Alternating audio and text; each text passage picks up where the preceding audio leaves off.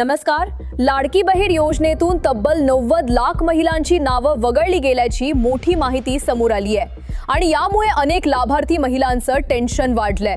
नेमकं काय घडलंय, कोणत्या महिलांवर याचा परिणाम होणार आहे आणि पुढे काय होणार, हे सगळं आपण या व्हिडिओमध्ये सविस्तर जाणून घेणार आहोत.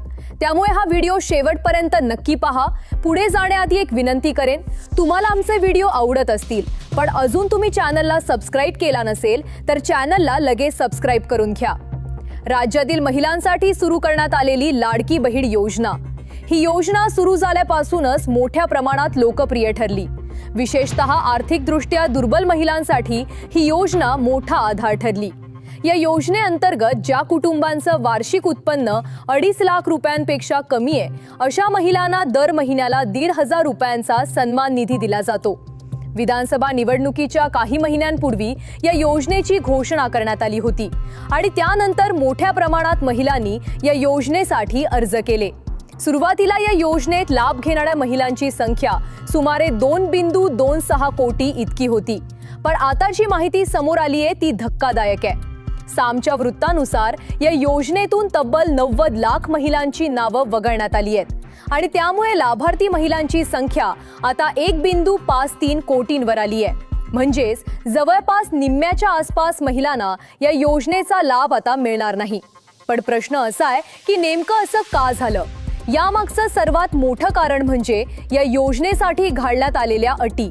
सरकारने सुरुवातीपासूनच काही पात्रतेच्या अटी ठेवल्या होत्या, मात्र नंतर सरकारच्या निदर्शनास आलं की अनेक महिला या अटींमध्ये बसत नसतानाही त्यांनी या योजनेचा लाभ घेतलाय. यामुळे सरकारने मोठा निर्णय घेत या योजनेसाठी KYC म्हणजेच ओळख पडताळणी प्रक्रिया बंधनकारक केली.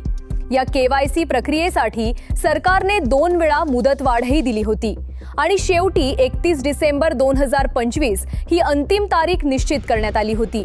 मात्र या मुदतीपर्यंत अनेक महिलांनी आपली KYC पूर्ण केली नाही आणि त्यामुळे त्या महिलांना अपात्र ठरवण्यात आलंय. तसंच काही महिलांनी KYC केली होती पण तांत्रिक अडचणींमुळे त्यांची माहिती पूर्णपणे व्हेरीफाय झाली नाही, त्यामुळे त्यांनाही पैसे मिळण्यात अडथळे आले. आता अशा महिलांसाठी सरकारने चूक दुरुस्त करण्यासाठी काही प्रमाणात मुदतवाढ दिल्याची माहिती समोर येत आहे, पण याबाबतची अधिकृत माहिती अद्याप स्पष्ट नाही. दरम्यान सरकारचा स्पष्ट उद्देश असा आहे की या योजनेचा लाभ खऱ्या आणि पात्र महिलांपर्यंतच पोहोचला पाहिजे. म्हणूनच ज्या महिला अटींमध्ये बसत नाहीत किंवा ज्यांनी KYC पूर्ण केली नाही अशा महिलांची नावं योजनेतून वगळण्यात आली आहेत.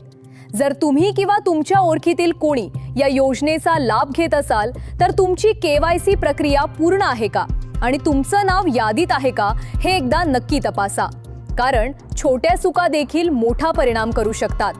ही बातमी तुम्हाला कशी वाटली आणि या निर्णयाबद्दल तुमचं मत काय आहे हे आम्हाला कमेंटमध्ये नक्की सांगा. आणि अशाच महत्त्वाच्या आणि विश्वासार्ह बातम्यांसाठी आमच्या चॅनलला सबस्क्राइब करा आणि व्हिडिओला लाईक करून शेअर करायला विसरू नका. भेटूया पुढच्या अपडेटमध्ये. धन्यवाद.